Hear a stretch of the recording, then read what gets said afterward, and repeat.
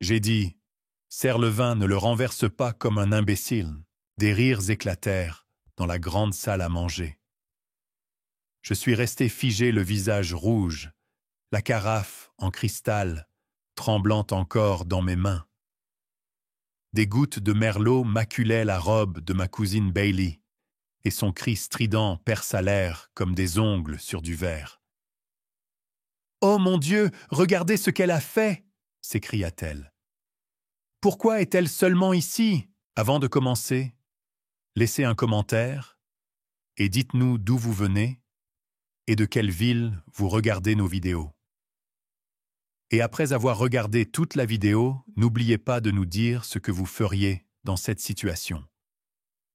Soyez honnêtes. Dites-le moi dans les commentaires ci-dessous. Nous lisons chaque commentaire. Commençons. Je vous avais dit qu'elle est un cas désespéré, murmura ma mère, assez fort pour que tout le monde entende, sans même prendre la peine de masquer le dédain dans sa voix. Incapable de garder un travail. Incapable même de servir un verre. Elle a 24 ans et vit encore à nos crochets. Quelqu'un doit lui dire la vérité. Ma tante Karen intervint avec un sourire narquois. Il était temps, c'était ça. Le moment qu'ils avaient préparé toute la soirée. Un par un, leurs visages se tournèrent vers moi comme des vautours tournoyants. Mes mains serraient le tissu de ma robe si fort que je crus qu'il allait se déchirer. Mon père se leva, tapotant son verre avec une cuillère jusqu'à ce que la salle se taise. « Tout le monde merci d'être venu à cette célébration familiale », commença-t-il avec un faux sourire de politicien. Avant de continuer avec le dessert, il y a une chose que nous devons régler. Il se tourna vers moi. « Émilie, » dit-il d'une voix tonitruante, « tu n'as pas été à la hauteur du nom de cette famille. Alors que tous les autres contribuent, tu n'apportes que de l'embarras. Alors ce soir, nous avons arrangé quelque chose qui nous libérera de ton poids. » Je clignai des yeux. « Quoi ? Tes affaires sont déjà faites, » dit froidement ma mère. « Tu vas vivre avec quelqu'un à Pine Hollow Valley. Son nom est Carter Hale. Tu resteras avec lui à partir de maintenant. »« Mais de quoi diable parlez-vous » haletai-je la voix tremblante. « Tu seras sa femme, » dit simplement papa. « Il a accepté de te prendre.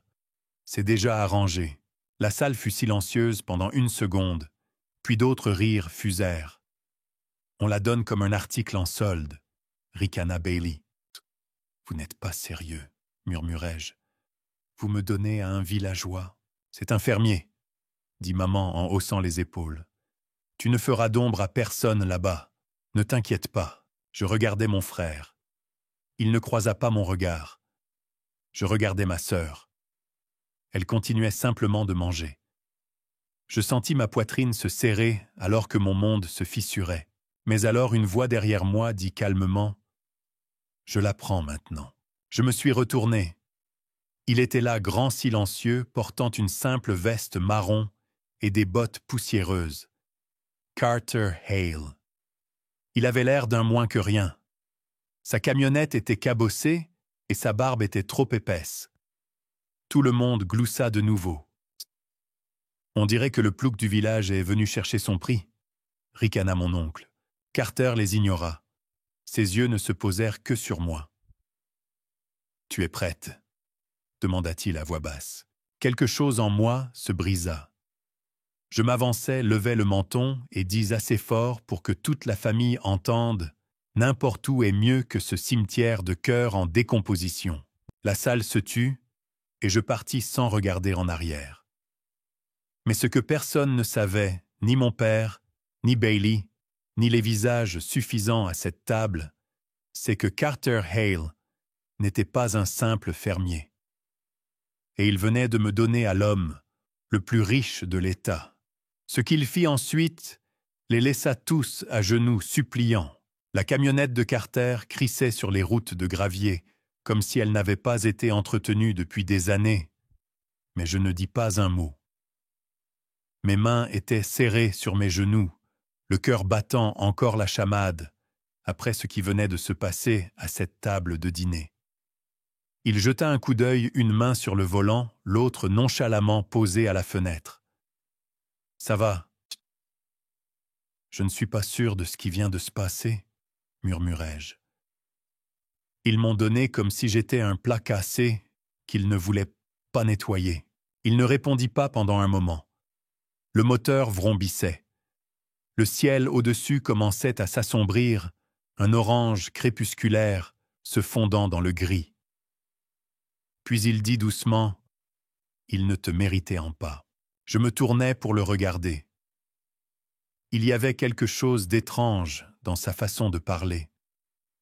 Il n'avait pas pitié de moi. Il comprenait. La route montait en serpentant une colline escarpée à travers des arbres d'un vert profond et de vastes champs vides. J'avais l'impression que nous roulions vers nulle part. « Alors qui êtes-vous vraiment ?» demandai-je.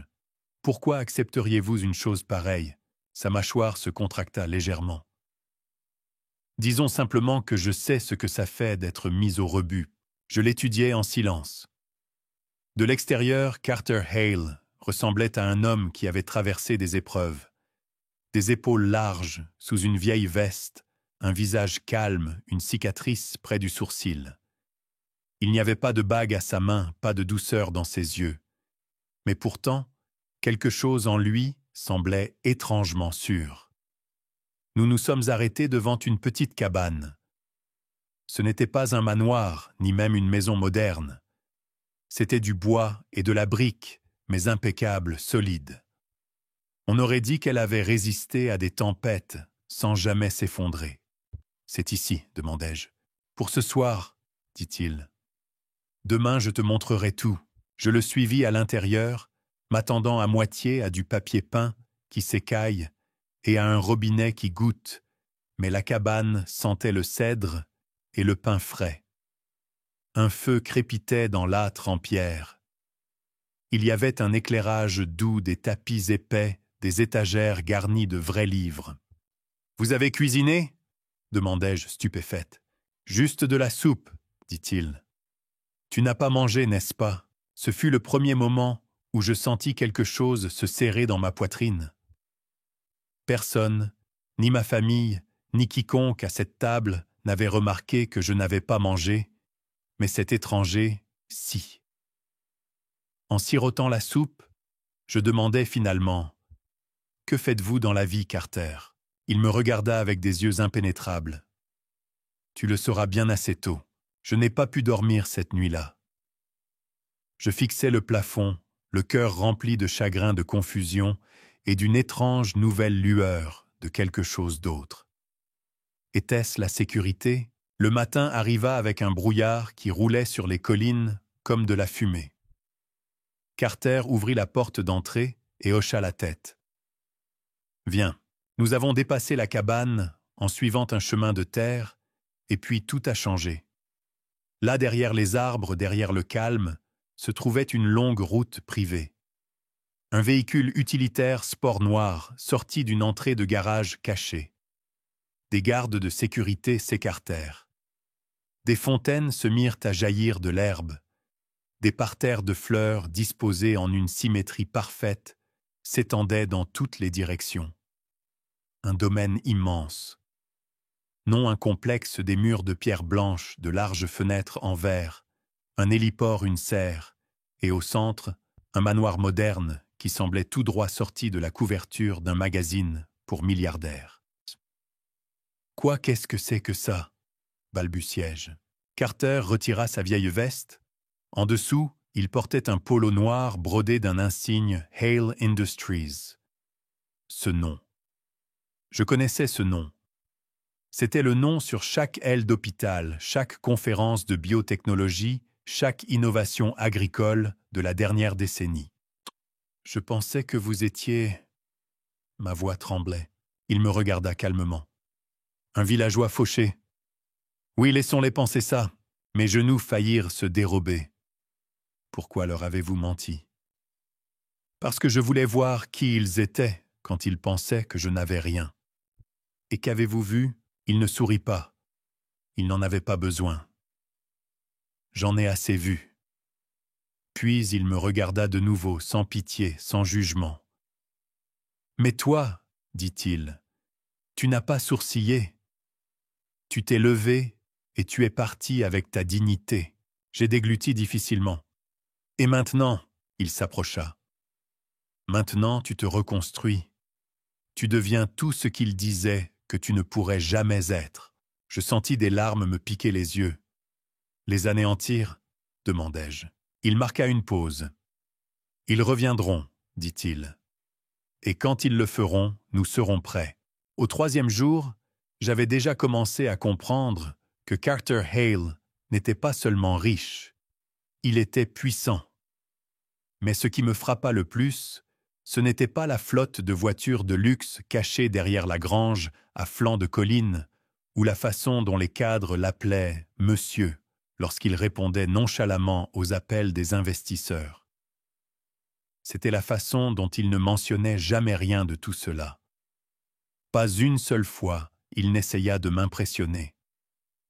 Pas une seule fois, il n'agit avec supériorité. Au lieu de cela, il me posait des questions sur moi. Ce que j'aimais, ce que je voulais, ce qu'on ne m'avait jamais permis de faire. Peindre, dis-je une fois presque gêné. Je peignais quand j'étais plus jeune. Il s'en moquait. Le lendemain matin, il me tendit une clé pour un atelier d'art entièrement équipé au 2e étage du domaine. « Vous vous souvenez de tout ce que les gens disent » murmurai-je. « Seulement les choses qui comptent » répondit-il. Un matin, devant un café, je regardais les collines bien entretenues de son domaine et dis doucement « Vous auriez pu avoir n'importe qui. Pourquoi prendre quelqu'un comme moi? Surtout de la façon dont ils m'ont donné. » Il ne répondit pas tout de suite. Il regarda l'horizon, puis dit calmement « Parce qu'il s'attendait à ce que je te traite comme un déchet. Je voulais faire le contraire. » Je le fixais. « De plus, ajouta-t-il, je sais ce que c'est que d'être sous-estimé. » Puis il me montra quelque chose qui fit s'arrêter mon cœur. Il afficha sur sa tablette des enregistrements du dîner, la maison de ma famille, des caméras cachées, l'audio, tout ce qu'ils avaient tout dit sur moi. Je clignais des yeux, stupéfaite. Comment? J'ai installé les caméras 2 semaines avant l'accord, dit-il. Je devais savoir à quel genre de personne j'avais affaire. Ma gorge s'assécha. Pourquoi me montrez-vous ça maintenant? Parce que je veux que tu saches que ce qu'ils ont fait était réel. Tu n'es pas folle. Tu n'es pas dramatique. Ils t'ont vraiment trahi. Des larmes remplirent mes yeux. C'était ma famille. Il ne dit pas « Je suis désolé ». Au lieu de cela, il fit quelque chose de mieux. Il fit glisser un dossier sur la table. À l'intérieur, un acte de propriété. Mes yeux s'écarquillèrent. Qu'est-ce que c'est? Une entreprise. Elle est à ton nom maintenant. Nous te formerons pour la diriger. C'est dans la technologie agricole, la cartographie durable des sols, quelque chose que personne dans ta famille ne comprendrait. Je suffoquais. Pourquoi feriez-vous ça? Parce que tu n'es pas inutile, dit-il. Et il est temps qu'ils apprennent ce qu'est la vraie valeur. 2 semaines plus tard, le premier appel vint de ma mère. Bloqué. Puis mon frère, puis ma tante, puis des textos de cousins. Ça a commencé par une fausse politesse. « Salut, tu nous manques. » Puis le désespoir est arrivé. Apparemment, la dernière affaire de papa avait mal tourné quelque chose, à propos d'un investissement surdimensionné qui a mal tourné. Son visage était placardé dans les gros titres financiers. Leur carte de crédit ne fonctionnait plus. Compte gelé. Et Hale Industries venait d'acquérir toute la propriété défaillante dont il se vantait autrefois. « Je veux que tu lises ça », dit Carter me tendant le communiqué de presse officiel. Hale Industries confirme l'acquisition complète de Grandstone Holdings sur fond de rumeurs de faillite. Ma mâchoire tomba. C'est l'entreprise de mon père. C'était, corrigea calmement Carter. Je levai les yeux vers lui. Vous les avez rachetés. Il sirota simplement son café. Personne ne donne sa fille à un homme comme moi en s'attendant à rester debout. Je ris à travers mes larmes. Pour la première fois de ma vie, je me sentis vue, entendue, protégée, mais surtout puissante.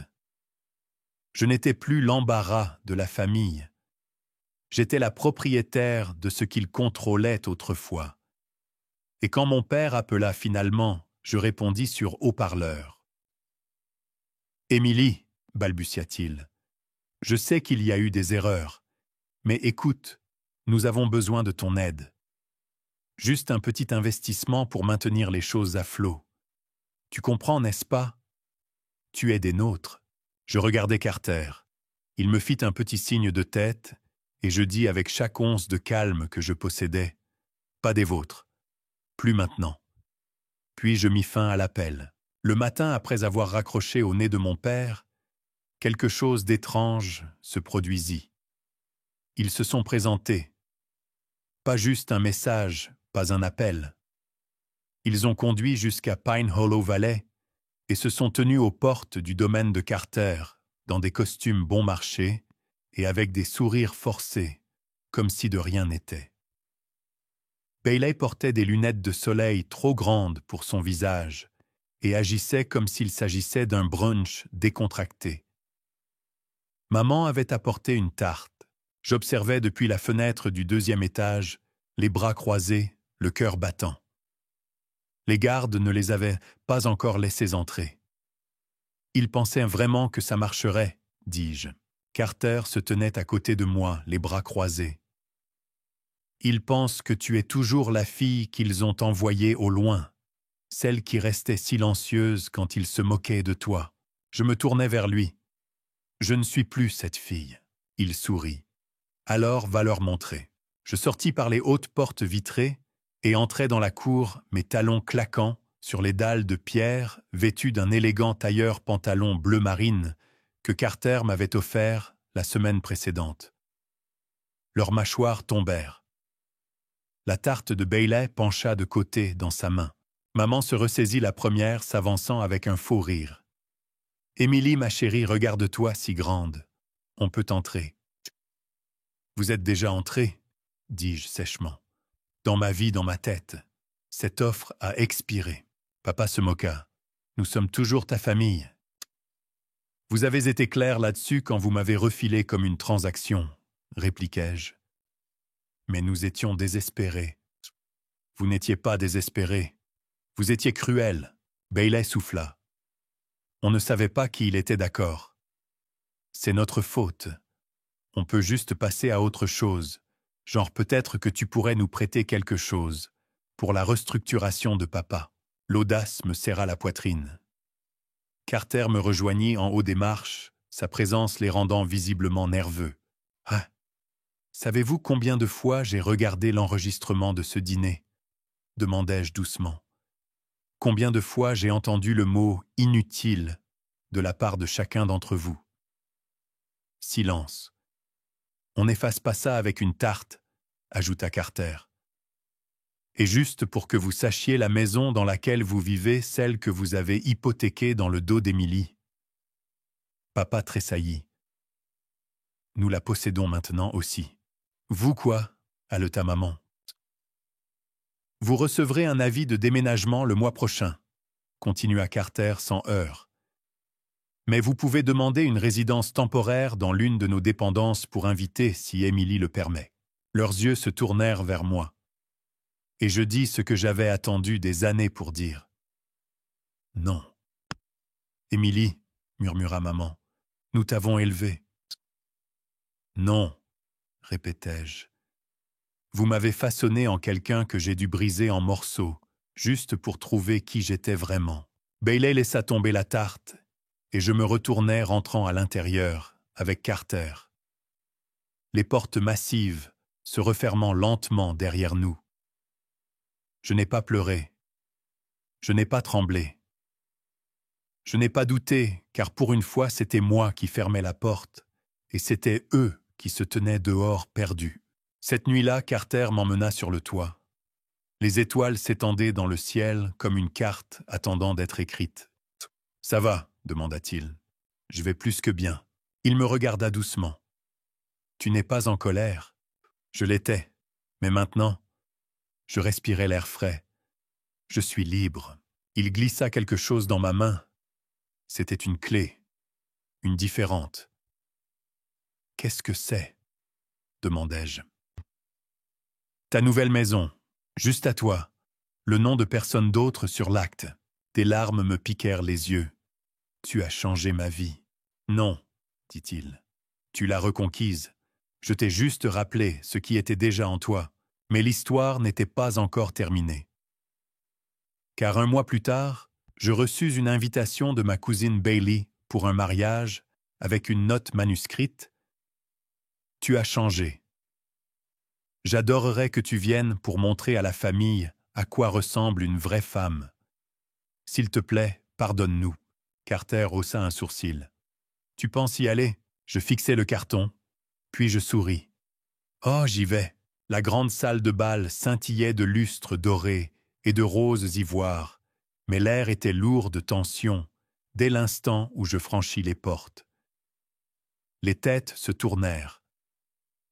Des halètements s'échappèrent des lèvres, parce que je n'étais pas la fille dont il se souvenait, celle qui renversait le vin et fixait le sol honteuse d'exister.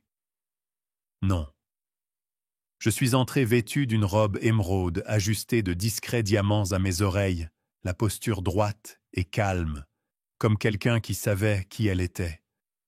Et juste à côté de moi, Carter Hale, silencieux, inébranlable. Alors que nous nous frayions un chemin à travers la foule, ma tante murmura quelque chose à mon oncle. Quelqu'un laissa tomber une fourchette. Mon père se figea au milieu d'une gorgée. Maman avait l'air d'avoir vu un fantôme.